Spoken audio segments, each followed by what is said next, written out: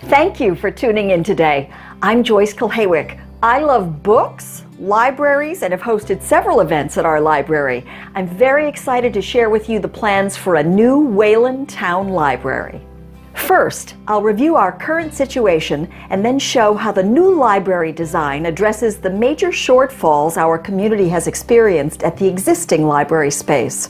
I'll also explain what it will take to build the new library in terms of cost and effort. Let's start with the basics. Are libraries worth investing in? Are libraries even relevant anymore in this age of technology? If you're asking these questions, you might be under the impression that libraries are dusty places to store books. The reality is, on any given day at a modern library, you can find English language learner meetings, art receptions, book group discussions, author presentations, sing-alongs, science demonstrations, tutoring, and so much more. Oh, and books, too. It's a false assumption that the internet and electronic books are making libraries obsolete. Modern libraries provide exciting, hands-on learning experiences through personal connections that the internet cannot offer. Also, the isolation involved in spending increased time on computers puts a higher premium on the live interaction library spaces provide more than ever before. Communities are healthiest and thrive when there are grassroots, personal connections. That's what the library gives us. This graph shows the relative balance between the population and library square footage of neighboring and similar-sized towns. In order to be on parity with national and state standards, Wayland's library should be more than twice the current size. There's lots of evidence for this. Finding parking or meeting room space is a constant source of frustration. At times, attendees are turned away from scheduled events due to occupancy issues. New seminars or events are limited or not considered because of space limitations. Wayland's population has grown almost 500% since the library first moved to 5 Concord Road in 1900, and 10% since our last library renovation expansion was initiated in 1974. The proposed library plan would effectively put us on par with towns similar to us in size. We love our iconic library, so we've spent years looking at how to expand it on the current site, but unfortunately, it is clear that growth is simply prohibited by state and town regulations. Even if one could avoid the multiple regulations restricting the site, the size of the parcel and limitations of the wetlands would make any modification prohibitively expensive and financially irresponsible. We have exhausted all sensible growth potential at that site. The new building would be located at 195 Main Street in front of the Wayland Middle School at the site of the former Highway Department garage and is twice the size of the current library site. The illustrations here are preliminary because the actual design work will take place once the project funding is approved. Let's look at what the location will offer.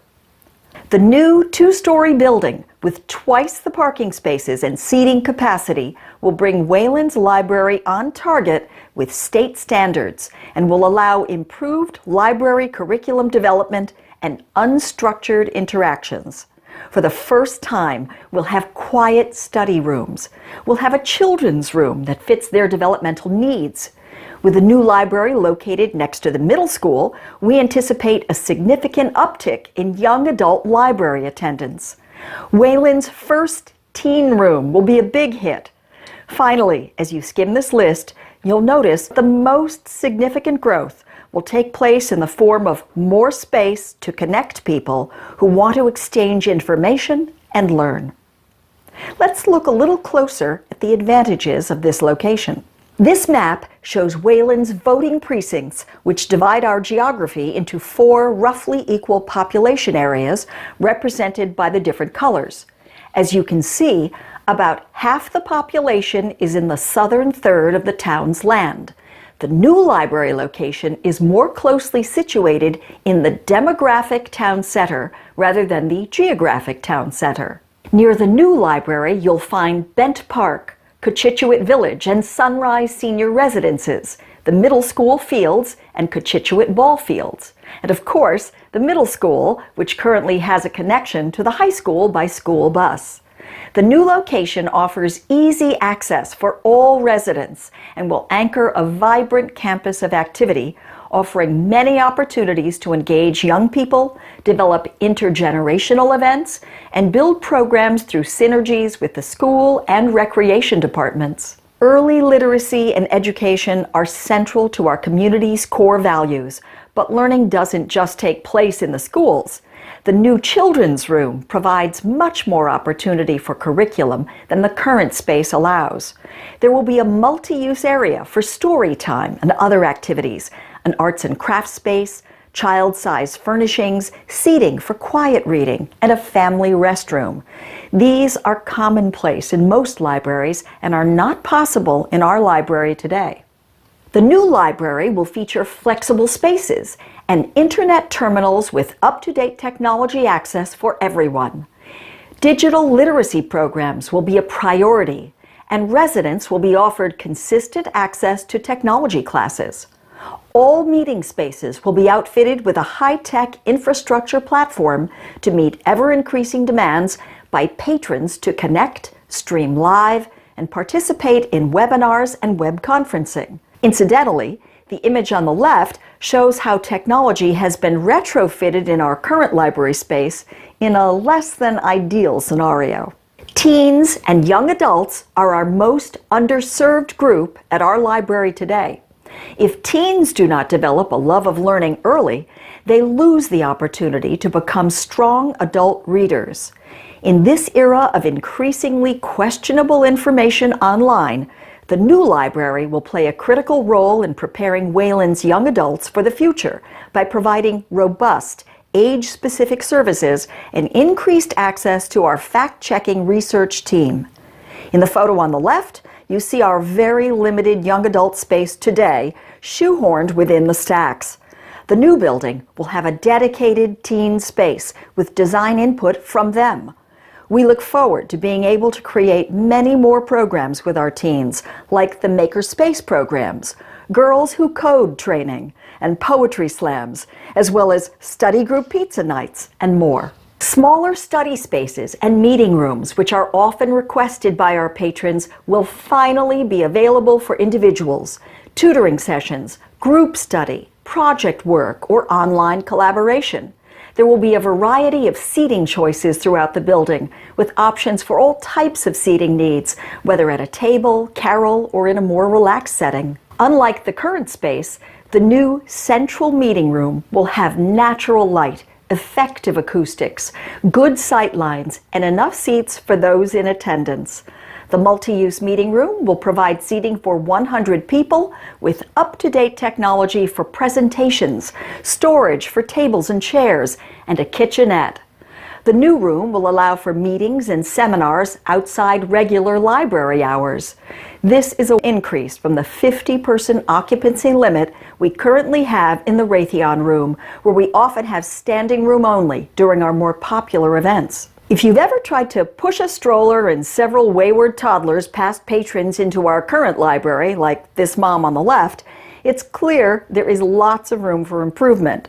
The entire new library building will be compliant with the Americans with Disabilities Act, allowing easy access and free movement for all visitors. And unlike the current library, public restrooms will be available on each floor. Efficiencies for cost-saving energy design are a priority with modern building materials, including lighting, on-site solar, and other renewable energy sources. The latest construction calculations total the project at just under $29 million. When the state grant and a contribution from the trustees are subtracted, our town will be paying $18 million. That's an estimated average household tax increase of $6 a week, or $313 a year in the first year, and will decline over the life of the bond. Both the Board of Selectmen and the Finance Committee have voted to support this project. If the town does not move forward with the project now, the grant money will be spent On other Massachusetts library projects for which there is a waiting list, there is no guarantee that another grant opportunity will arise in the next 6 to 10 years or ever, or that a future project of ours would receive an award. As mentioned earlier, the State Provisional Construction Grant is a one-time offer for this project only. The state has recognized the serious deficiencies of our current library and has offered us the third largest grant at over $10 million. The grant we have is extremely generous, covering approximately 40% of construction costs.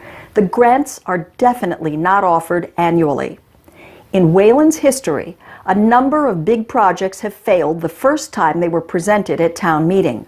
Wayland does not have a second vote because the grant money will be gone. Delaying the project would also inevitably increase costs. For example, the new high school building did not pass at first and was delayed by 4 years, which led to increased construction costs of 24% for less space. The next steps are to vote in 2 ways.